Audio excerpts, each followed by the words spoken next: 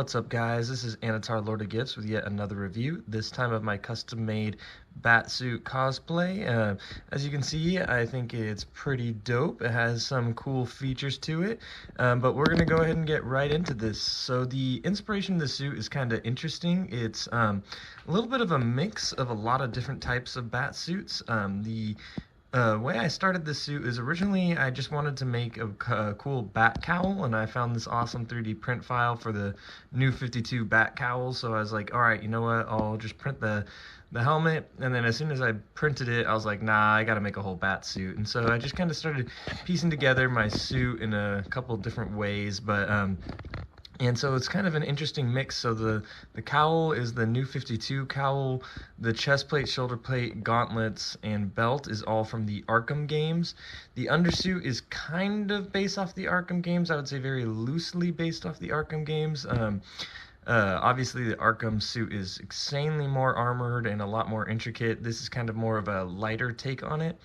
And the cape is just a classic Batman leather cape, and then the boots I have with it is actually from the Dark Knight series. So it's kind of interesting mix, but I'll get right into it. I think I'll probably start with looking at the helmet, because that is definitely my favorite feature. So this is the cowl a little more up close, and I really love how this cowl came out. I think it has some dope features. My personal favorite is I love the use of the white eyes. I think, in my opinion, I'm just shocked that they still haven't put in the white eyes into live action. I think it works really well, even this way where it's just kind of a mesh, but as you can see with things like Deadpool and stuff like that, I think they found good ways to do white eyes. So when I made my suit, I knew it had to have white eyes. I think it looks so much more intimidating and so cool with this cowl. Surprisingly, the white eyes were actually really easy to do, and they actually work really, really well. So the eye pieces, the way I did them is it's just actually like clear lens glasses that I bought. You can just buy the lenses individually. And then there's this like white mesh, obviously you can see is kind of just like a bunch of holes and stuff like that. But the mesh itself is literally just like a sticker. You can cut it and put it on, and it sticks onto the glasses. It took me like 5 minutes. I'll show you a little bit in a second here what that roll looks like. Cost me like $5. But yeah, that was really easy to make the glasses. I just put the sticker over the glasses and then glued that to the helmet. The helmet is entirely 3D printed. It's printed in about 4 pieces.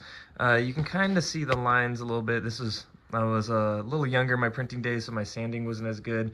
So you can see kind of this line here is kind of where I cut it like that.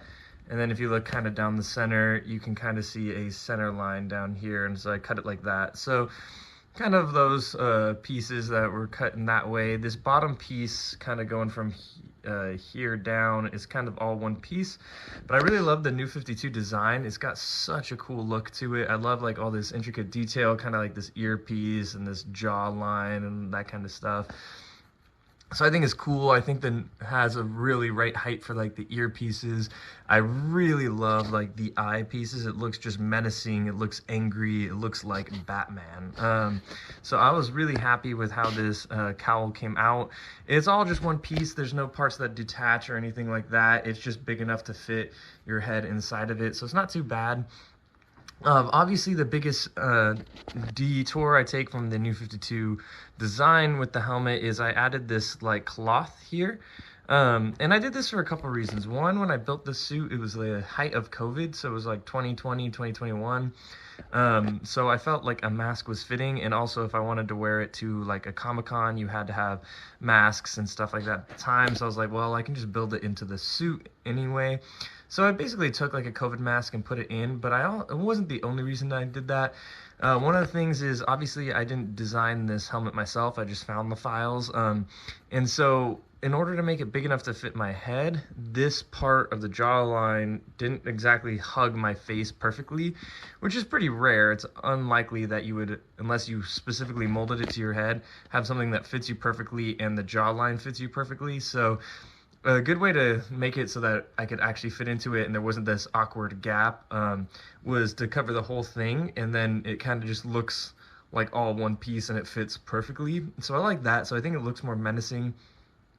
as opposed to having just this awkward fitting thing, since it's all just hard plastic.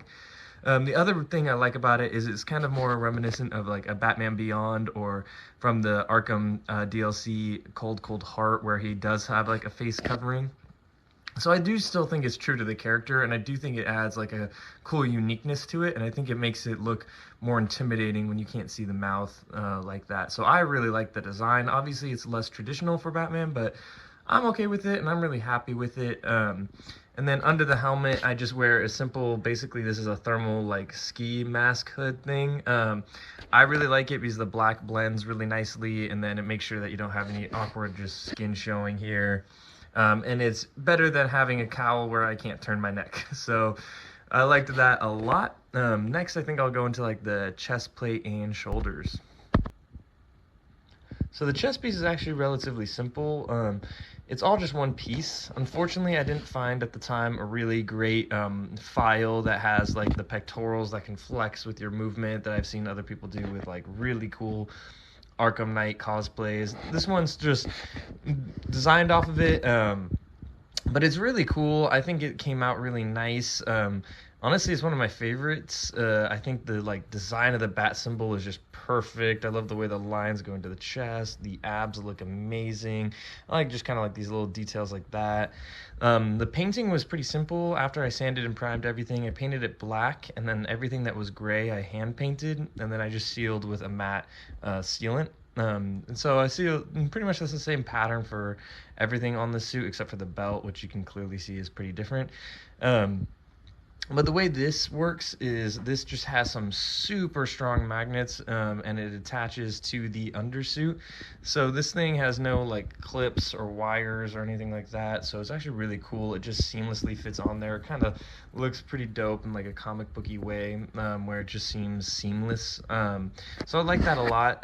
When it sits on my body, actually the cape, as you can kind of see, there's a magnet here, clips under this. It's just the mannequin, I think, is torso is a little more extended, so it doesn't quite match up perfectly, but this torso part would be probably on me kind of more where these cape points are, so it's a little higher up, so it's kind of more fitting. I think there's just kind of like a awkward extension there in the torso that I wouldn't have normally when I'm wearing this suit. So that's kind of the torso, how that works. I think if I recall correctly, there's a magnet here, here, I think somewhere here, here, and then like kind of on the sides. And then there's some on the outer ends kind of here, and then those here that connect to the cape there. And the cape is really cool. It's a really nice Batman cape that I bought. It's like real leather. And it does have like its own clasp that it can connect kind of at the neck area, but that low key with how heavy the cape is, that can choke you a little bit when you're walking around with it, and also it doesn't quite look as right. And so having it go right into the chest plate was a better solution for me with magnets, and they hold the cape perfectly fine. And I'll show you more of the cape later, but that is a really cool part. But I'll look at the shoulders next. The shoulders are also based off the Arkham games. Relatively simple. They're all just a solid one-piece print. The files actually have some really cool detailing here. It might be a little hard to see, but there's some awesome lines in here and stuff like that, and grooves. And it was really simple, just sanding and painting, and then they're also magnetically attached. It might be easier to see with this one, but I have just some magnets here. If you're wondering why there's a bunch of like green paint, no, I didn't get in a fight with the Riddler or the Joker. The way I make sure to mark where the magnets go is I put on the suit, and I have the magnets already on the piece, and I paint them with a very visible color, and then I press it onto my suit while the paint is still wet, so it makes like a disc shape of where I need to place those magnets. Then once the paint dries, I can put my hand under the suit with glue on magnet and put it in the right spot. And so that's how I line up the magnets really well. Right now, obviously, you're like, well, doesn't that green paint look disgusting? I can see it like here. The only reasons you see it right now is just because on the mannequin, like I said, the mannequin fits a little different than I actually do. But when I wear the suit, like I said, this part's covered by the hard plastic of this. The shoulder part completely covers it, kind of like this one is, where you can't really see it. Kind of hard to get in there or get a glimpse of it. So those magnets don't really appear when I am actually wearing the suit or those green things, but it actually kind of helps in this case in the review to be able to see how it's all interconnected. Next, I'll take a look at the gauntlets and the belt. So here we have the awesome Batman gauntlets. They're classic. These ones are also based off the Arkham game. This is probably my least favorite part of the suit that I did, just because I feel like now if I was going to redo it, I would do it better. And there's a couple reasons for that. So basically the way I printed it is this gauntlet piece is all one piece, and then these were individual pieces. But it was a funky time in my printing career. I print these on the same CR10 that I do almost everything else on, but at the time I was having print issues, and so that led to kind of some of this linear looking stuff. And you can just, if you know anything about 3D printing, this is just not clean prints, and there's stuff going on with your extrusion process. And at the time, I was like, I just want to get this done. So hindsight 2020, I would probably go back and reprint these and make them look nicer. But yes, they still work and they're fine. There's nothing wrong with them. They just look a little less pretty. And I would have done a better sanding job now that I know better sanding techniques. Kind of same thing with the helmet. But like I said, this was an older suit that I made.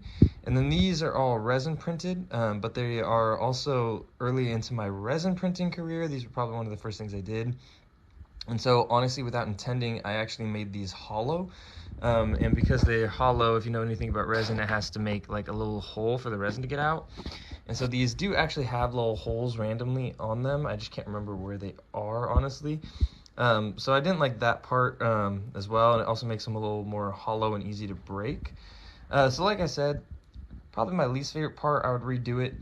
But these also, same as everything else on this suit, just magnetically attached to the wrist, and they're pretty locked on there, so there's no straps or anything like that, and it's pretty easy to put on. The belt, on the other hand, I'm actually a huge fan of, and this is where I did start to get better with my resin printer. So all these pieces of the belt are resin printed, and they're from the Arkham game design. Really, really cool, and I think I got a pretty cool paint job going.